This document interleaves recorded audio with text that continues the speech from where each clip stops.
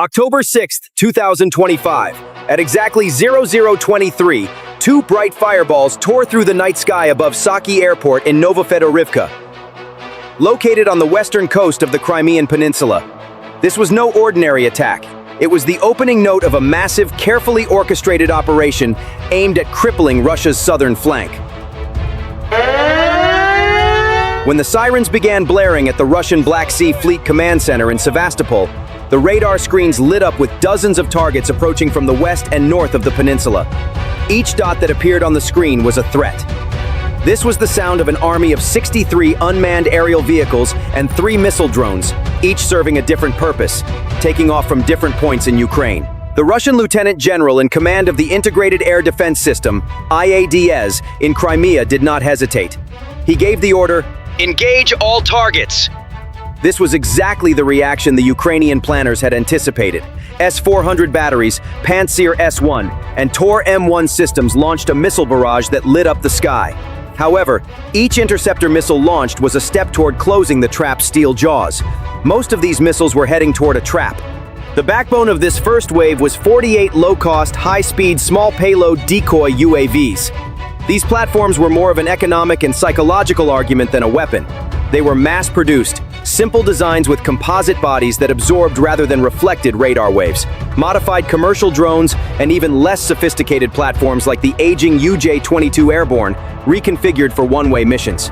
Their tasks were simple but vital: to saturate the Russian air defense system, deplete its valuable interceptor missiles, and most importantly, force it to reveal itself.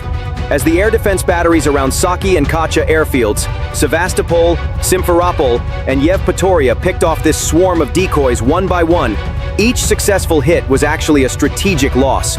More importantly, each missile launch provided Ukraine's signals intelligence, SIGINT, units with an invaluable data package: the battery's exact location, the frequency range of its engagement radar, and its reaction time. Russian air defense was mapping itself. Russian generals began preparing their reports, believing they had successfully repelled a major attack. But this was merely a diversion.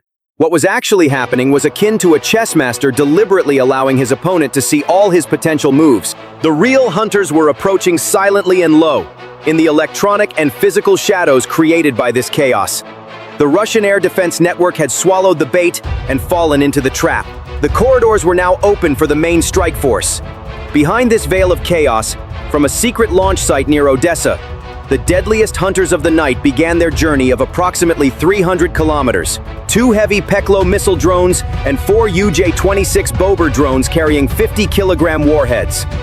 Simultaneously, 4 lighter AQ-400 sides took off from a point closer to the Kherson front line. The genius of the plan was based on flawless timing that would allow these platforms, with their different speeds and ranges, to converge over the target within seconds after a flight of hundreds of kilometers. Traveling at approximately 200 kilometers per hour, the Bober's journey would take nearly 2 hours. The Peklo, reaching speeds of 700 kilometers per hour, would reach the target in 35 to 40 minutes. Therefore, the slower Bober missiles were launched much earlier, their timing perfectly synchronized with the arrival of the Peklo and Scythe missiles. This was a 4-dimensional battle plan designed to make the enemy's decision-making cycle impossible, going beyond simple timing. At 1:45, the main striking force was approaching the western coast of Crimea. To evade radar, they were advancing just 30 to 50 meters above the sea surface, surfing between the waves. This altitude meant they were below the radar horizon of Russia's main air defense radars, such as the 91N6E Big Bird system in the S-400. For these radars, these low-flying drones were simply not there due to the curvature of the Earth. As they approached the peninsula, a Krasuka 4 system in the area created a wide-spectrum GPS jamming zone. Systems like Krasuka 4 could create a jamming bubble over hundreds of square kilometers, completely blinding global navigation satellite systems, GNSS, like GPS. This was a deadly threat to a standard UAV or missile. However, these platforms were designed for this very moment. The flight computers instantly rejected the corrupted satellite signal and switched to the primary guidance system, the Inertial Navigation System, INS.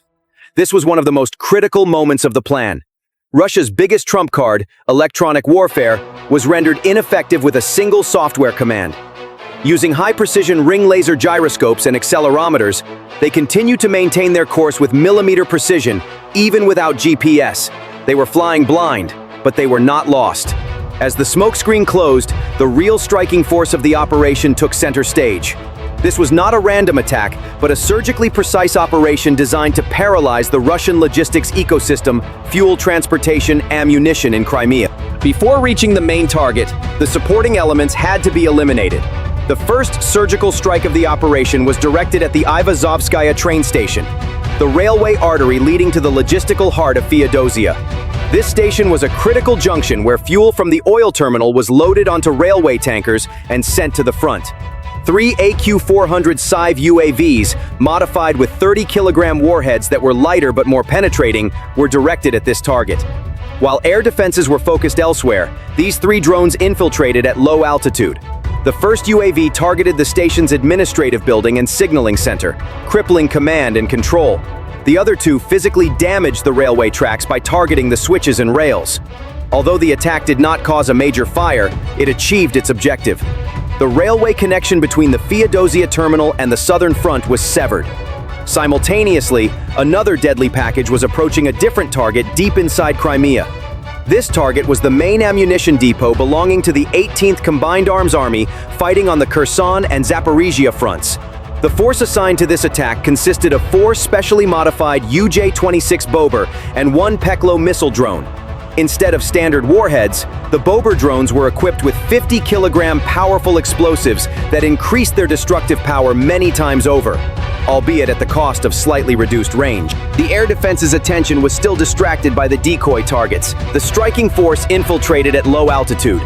The first Bober breached the perimeter defense of the storage area and plunged into one of the main buildings. Seconds later, the other Bober missiles, and finally the Peklo missile drone, with its massive 120-kilogram warhead, struck the target. Peklo's imaging guidance, activated in the terminal phase, used preloaded satellite images to identify the point where ammunition boxes were most concentrated and directed its strike there. The result was, in a word, apocalyptic. Hundreds of tons of artillery shells, Grad rockets, and S-300 missiles detonated simultaneously. A massive fireball lit up the night sky, and the seismic shockwave was felt kilometers away. In a single night, the 18th Army's fist was not broken. It was vaporized. While all these attacks were taking place, the spearhead of the operation was making its final approach to the lifeblood of Crimea, the Feodosia Sea Oil Terminal.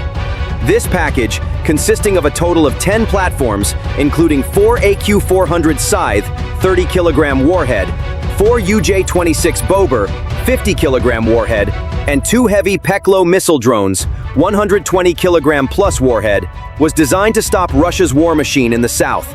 Due to the general state of alert on the peninsula, the lower-tier air defense around the terminal, systems like Pantsir, opened fire. A Pantsir battery locked onto an approaching Bober, and a 57 E-6 missile, capable of speeds of approximately 1,300 meters per second, was launched into the night sky. For the operator, this was a successful interception. He was in control. However, as the missile progressed toward its target, the nightmare scenario unfolded. The tactical display suddenly filled with 5, 6, 7 new targets appearing almost simultaneously from the west, southwest, and northeast. The system was now facing a logic crisis. However, the passive radar detector, RWR, on the Bober instantly detected this lock and activated the mini EW pod. The clear lock on the Russian operator's screen suddenly became blurred. In the midst of this electronic duel, 1 Scythe and 2 Bober were shot down in the ensuing clash. However, the remaining 7 strike assets were locked onto their targets. First, an AQ-400 Scythe struck the first fuel tank, acting as a penetrator to weaken the thick steel construction. Immediately afterwards, a second Scythe and the first Peklo missile, with a 120-kilogram warhead, struck the same point within a second of each other. The armor reached saturation point, and the massive tank turned into a fireball. Simultaneously, an AQ-400 Scythe and a second Peklo missile performed a similar sequential strike on the second fuel tank. A second massive explosion lit up the night. Meanwhile, there is a donation campaign for Ukraine by United24 in the video description. If you want to take part in the fight for freedom, we are waiting for your support. Now let's get back to our main topic.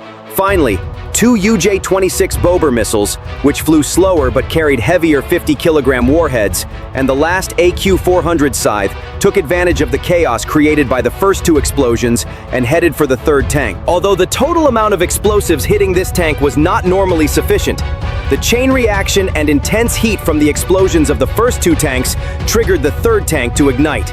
Within 10 seconds, the heart of the Feodosia terminal was pierced by a total of over 500 kilograms of high explosives, each precisely targeted. The result was an inevitable inferno. By 2:30 a.m., the flames were so high they could be seen from dozens of kilometers away. NASA firm's satellite imagery confirmed multiple large fires at the terminal's location. The intensity of the fire necessitated the evacuation of approximately 250 to 300 civilians from nearby residential areas. Initial reports, as always, spoke of an accident. An industrial accident. A leak. A static electricity discharge. Human error. This is the system's first line of defense, assuming the predictable, the manageable. But at the same time, three chains of confirmation converged to shatter this comforting scenario. The first were the initial reports, leaked from official channels controlled by the Russian Ministry of Defense, which confirmed the strike in a panic. The second were the emergency bulletins that international news agencies ran under headlines like "Major Fire in Feodosia." The third and most definitive were the cold digital data captured by thermal imaging satellites in orbit, indisputably recording the size of the flames and the massive column of smoke. A facility worth millions of dollars, protected by Russia's most advanced and layered air defense systems, considered one of the country's most secure strongholds, was engulfed in flames within minutes. This was not a malfunction. This was an attack. On the night of October 6th, the Russian Ministry of Defense issued a statement claiming that more than 40 UAVs had been destroyed over Crimea. This figure could have been technically accurate.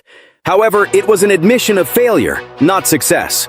Because in asymmetric warfare, the measure of success for the defender is 100%, meaning stopping all threats. For the attacker, the measure of success is 1%, meaning just one platform reaching its target. That night, Russia's million-dollar missiles may have hit dozens of cheap UAVs, but what mattered was not what was hit, but what was not hit. The results of the operation went far beyond the burning tanks in Crimea, creating systemic shockwaves throughout Russia's war machine. The Feodosia maritime oil terminal was not just a storage facility.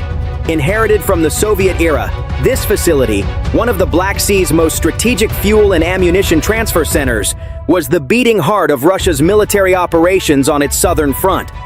With its enormous capacity of 250,000 tons, this facility was the main center supplying fuel to Russian troops in Kherson and Zaporizhia by rail, sea, and road. It stored not only crude oil, but also special products that brought every part of the war machine to life.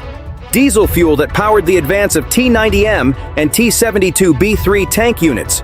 TS-1 jet fuel that kept the K-52 Alligator attack helicopters and Su-25 Frogfoot close air support aircraft dominating the battlefield in the sky. And most importantly, the heavy marine fuel that determines the range of Kaliber cruise missiles launched from the Admiral Grigorovich-class frigates of the Black Sea Fleet and the projection of Russia's naval power. A single day's interruption at this terminal could halve the operational tempo of a tank brigade at the front, limit the number of sorties by an air regiment, and disrupt a fleet's patrol plans. But Feodosia's importance extended beyond military logistics. This facility was a perfect example of the modern strategy known as dual-use infrastructure. The same pipelines and storage tanks supplied electricity to civilian settlements in Crimea and fuel to armored units at the front. A strike here would not only slow down the military wheel, but also disrupt the rhythm of civilian life, creating regional instability. Therefore, destroying this hub meant not only clogging the Army's circulatory system, but also paralyzing the enemy's military and civilian nervous systems at the same time. This attack turned the already existing fuel crisis in Crimea into a complete collapse. Even before the attack, about 50% of gas stations on the peninsula had stopped selling gasoline. With Feodosia out of commission, fuel began to be rationed for both the civilian population and the occupying army. Tanks, armored vehicles, and trucks began to sit idle at their bases, unable to refuel. The effects of the disaster in Feodosia were not limited to military logistics. For the people of Crimea, this attack was the moment when the war transformed from an abstract concept into a concrete reality that directly affected their daily lives. Long gas lines, rising food prices, and constant air raid sirens created an atmosphere of panic and insecurity on the occupied peninsula. Russia's propaganda narrative, which presented Crimea as an impregnable fortress, was reduced to ashes amid the flames of burning oil tanks. At the same time, the closure of airports in 8 different regions of Russia and power outages in cities such as Belgorod sent a clear message to the Russian people that the war was no longer confined to Ukrainian territory. Russia was well aware of the absolute importance of this strategic asset and had mobilized its best technology to protect it. That is why Crimea was home to one of the world's most dense and sophisticated integrated air defense systems, IADS. This was a layered defense philosophy, rather than a single system, with components communicating with each other and covering each other's weaknesses. It was a modern 21st century manifestation of the Soviet doctrine developed during the Cold War to counter NATO cruise missiles and stealth aircraft. At the pinnacle of this philosophy was the S-400 Triumph system, the brain and eyes of the network. It was also supported by lower and mid-tier air defense systems. In theory, this system was impenetrable. The doctrine was flawless. The S-400 would see, transmit the data, and the Panzer and Tor would destroy. Each layer would cover the gaps of the previous one. However, the backbone of this operation was not a million-dollar stealth aircraft or a hypersonic missile. On the contrary, the weapon of this operation was a physical manifestation of modern asymmetric warfare philosophy. A long-range, one-way attack unmanned aerial vehicle developed by Ukraine using its own resources. This weapon was the 21st century equivalent of David's slingshot. It relied not on brute force but on intelligence, cost-effectiveness, and to subvert the enemy's expectations. The design philosophy of these platforms can be summed up in one word: expendability. While a single S-400 interceptor missile costs millions of dollars, the production cost of one of these UAVs was in the tens of thousands of dollars. This economic asymmetry created an equation where the aggressor, willing to lose dozens of UAVs, forced the defender to waste just one missile. This was a war of attrition. However, it was not steel that was being worn down, but the enemy's economy and ammunition stocks. Ultimately, this operation marks a significant evolution in Ukrainian military strategy. It demonstrates a mature capability in planning and executing complex operations that integrate intelligence, deception, and multi-platform precision strikes. This single operation will necessitate a fundamental reassessment of Russian air defense doctrine. Globally, this attack will serve as a definitive case study on the power of massed unmanned systems. Thank you for choosing us. The targets mentioned in this operation story, such as the Saki Air Base, Katsa Air Base, 18th Army Ammunition Depot, cities across Crimea, the train station, and most importantly, the Feodosia refinery, are entirely real. Furthermore, these targets were under attack by Ukrainian forces at the specified times. Our operational narrative was prepared based on analysis by our technical experts of official data from the Russian Ministry of Defense and the Ukrainian Ministry of Defense, as well as verified images from social media.